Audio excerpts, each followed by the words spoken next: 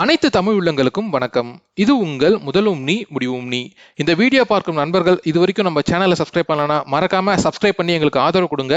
நீங்க கொடுக்குற ஆதரவு தான் எங்களை போன்ற புதிய யூடியூபர்ஸ்க்கு மிகப்பெரிய மோட்டிவேஷனா இருக்கும். உங்களுக்காக நல்ல நல்ல பயனுள்ள வீடியோக்களை தேர்ந்தெடுத்து போறதுக்காக வாங்க நம்ம இன்னைக்கு வீடியோக்குள்ள போலாம்.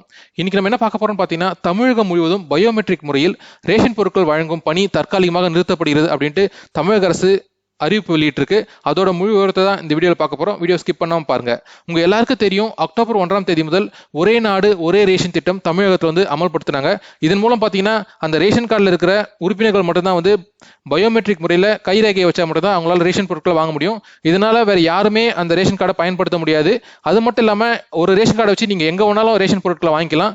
ஒருவேளை நீங்க கிராமப்புறத்தில் இருக்கீங்க, சிட்டிக்கு மூவ் ஆயிட்டீங்கன்னா அங்க சிட்டியில் இருக்கிற ரேஷன் கார்டில் நீங்க ரேஷன் பொருட்களை வாங்கிக்கலாம். இதுதான் இந்த ஒரே நாடு ஒரே ரேஷன் திட்டத்தோட சிறப்பம்சம். பட் ஆனா பாத்தீங்கன்னா, தமிழகத்துல நடைமுறைப்படுத்தினதுக்கு அப்புறம் நிறைய கோளாறுகள் ஏற்பட்டுச்சு துறை ரீதியா. என்னன்னு பாத்தீங்கன்னா, நிறைய இடத்துல சர்வர் ப்ராப்ளம், நிறைய இடத்துல இன்டர்நெட் ஒர்க் ஆகல, அது மாதிரி ப்ராப்ளம் நிறைய ஏற்பட்டுச்சு.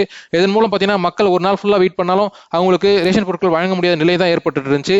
இதனால நிறைய மக்கள் பாத்தீங்கன்னா நிறைய பாதிப்படைஞ்சாங்க. அது மட்டும் இல்லாமல் நிறைய மக்கள் போராட்டங்கள் பண்ண ஆரம்பிச்சாங்க. நிறைய கம்ப்ளைண்ட்ஸ் ரைஸ் ஆச்சு. இதுக்காக பாத்தீங்கன்னா, இந்த பயோமெட்ரிக் முறையில இன்னும் நிறைய நடைமுறை சிக்கல்கள் இருக்கு. அதனால பாத்தீங்கன்னா, இப்போ தமிழக அரசு இந்த பயோமெட்ரிக் முறையை தற்காலிகமாக நிறுத்தி வச்சிருக்காங்க. இதன் மூலம் பாத்தீங்கன்னா, நீங்க பழைய முறையில பின்பற்றி ரேஷன் பொருட்களை வாங்கிக்கலாம் அப்படின்னு சொல்லியிருக்காங்க. அதாவது அக்டோபர் 17 அன்று முதல் பழைய முறை, அதாவது ரேஷன் கார்டை ஸ்கேன் பண்ணி பொருட்களை வாங்கிக்கலாம் அப்படின்னு சொல்லியிருக்காங்க. இது தற்காலிகமாக தான் நிறுத்தி வச்சிருக்காங்க. பட் ஆனா அதுல இருக்கிற குளறுபடிகள்லாம் நிவர்த்தி செஞ்சுட்டு மறுபடியும் அந்த பயோமெட்ரிக் முறையை தான் பின்பற்றுவாங்க போல. இது எத்தனை நாட்களுக்கு தொடரும் தெரியல. ஆனா கூடிய சீக்கிரம் எல்லா ப்ராப்ளத்தையும் சால்வ் பண்ணிட்டு அந்த பயோமெட்ரிக் முறைக்கு ஃபாலோ பண்ணுவாங்க போல தெரியுது. இதுதான் இன்னைக்கு அரசு வெளியிட்டிருக்கிற முக்கிய அறிவிப்பு. இதன் மூலம் பார்த்தீங்கன்னா, நீங்க பழைய ரேஷன் கார்டு யார் வேணாலும் போயிட்டு ரேஷன் பொருட்களை வாங்கிக்கலாம். ஆனா பழைய ஸ்கேன் பண்ற முறை தான் பின்பற்றப்படும் அப்படின்னு சொல்லியிருக்காங்க. இந்த வீடியோ உங்களுக்கு பிடிச்சிருந்தா மற்றவங்களுக்கு ஷேர் பண்ணுங்க.